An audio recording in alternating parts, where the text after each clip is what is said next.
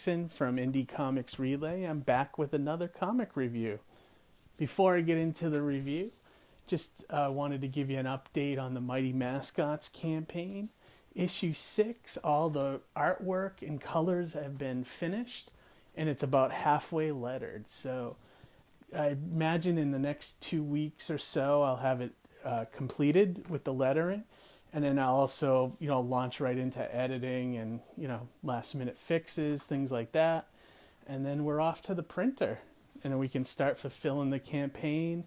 Thank you all who are been waiting patiently for these 3 issues. I promise it's going to be worth the wait. And it'll be great.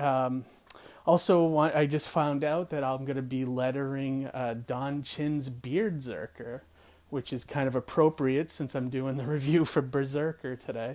That's exactly what it is. BEARDZZERKER is a parody of the comic BRZRKR from Boom Studios. It's more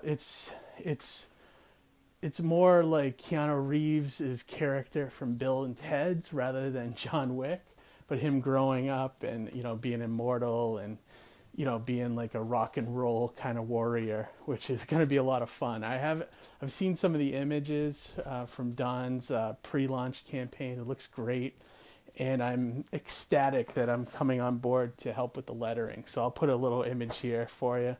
All right, let's move on from the promos right into the review. So today I'm reviewing BRZRKR.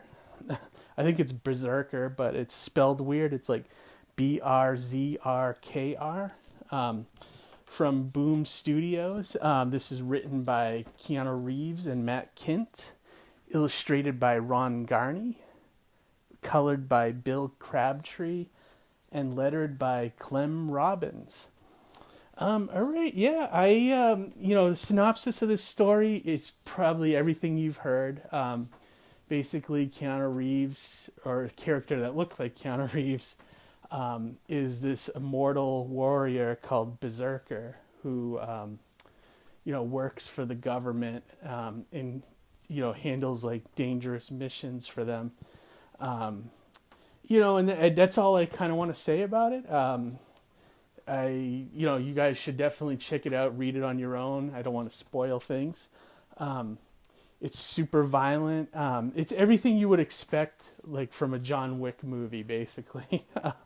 It felt like John Wick meets 80s, Marvel Wolverine. You know what I mean? That's what it's very similar to the Wolverine concept, where you have this warrior who's super violent, but is almost indestructible, and then also has been alive for a long, long time. And his memories are a little spotty. Pretty much it.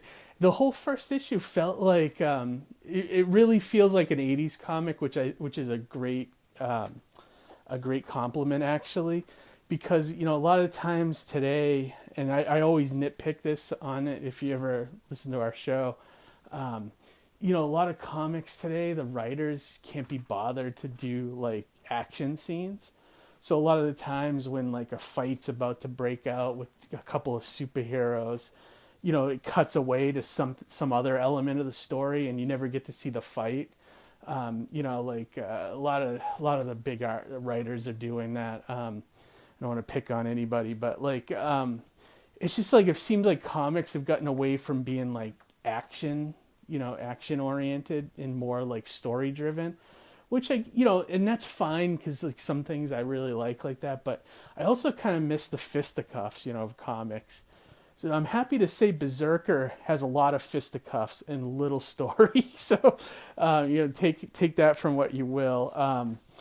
The action is super violent, and it's just, gory, which is great. I mean, it's definitely John Wick meets Wolverine, almost like if Wolverine was, I don't know if I said this already, but sent on a mission from Nick Fury from S.H.I.E.L.D., that's what it felt like. It's just, it was really well done. So I saw that it's written by Keanu Reeves and Matt Kindt. My guess, and I'm curious to see how this, if this comes out eventually, but I guarantee Matt Kint probably did 80% of the writing on this. My guess is that Keanu Reeves kind of came in and said, "Hey, I have a story for a comic. Here it is." And then Matt Kint kind of took it and actually put it into a story format, scripted it out and everything else. Not to slam Keanu Reeves, but I like that he got involved in this. I don't know if you guys followed the Kickstarter campaign, but he did the Kickstarter video, and he seemed to be involved in it. It was like super successful on Kickstarter. It's funny, when it was on Kickstarter, I didn't really have an interest in it, but as the release date was coming, I knew it was supposed to be released last week. All of a sudden, I got that feeling like I had to read it. I had to get number one.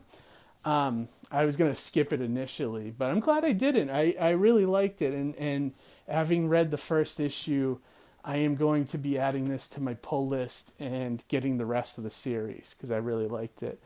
And I wanted to talk a minute about Keanu Reeves movies. It's funny, to see how, he's definitely had longevity in Hollywood, which is amazing.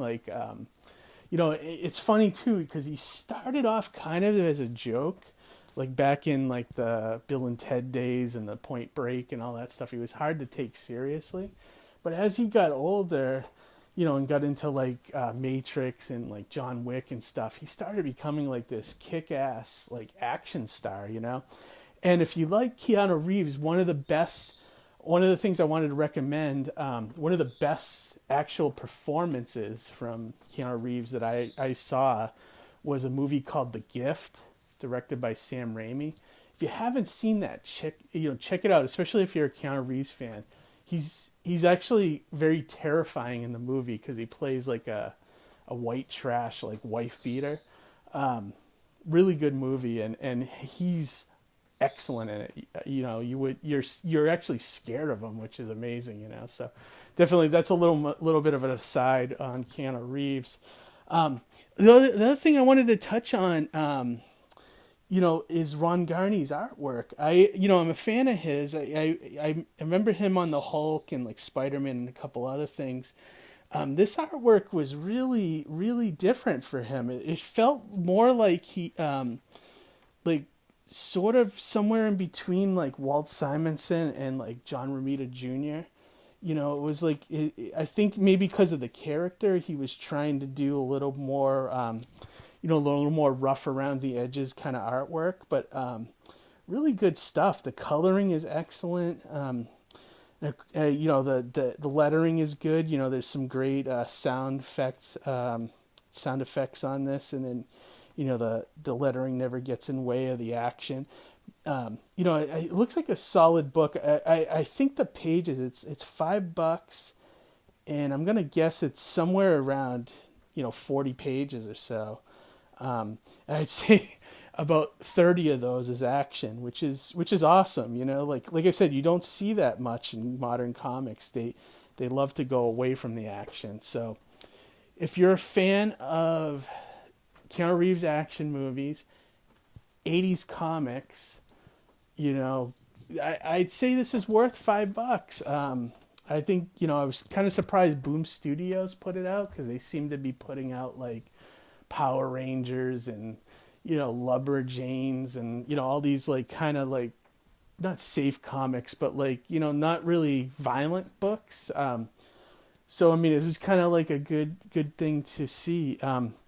And I think Matt Kint is a solid writer. I really enjoyed all the stuff he was doing for Valiant Comics, with my alternative brother Ryan Wynn. They did a couple books together over there.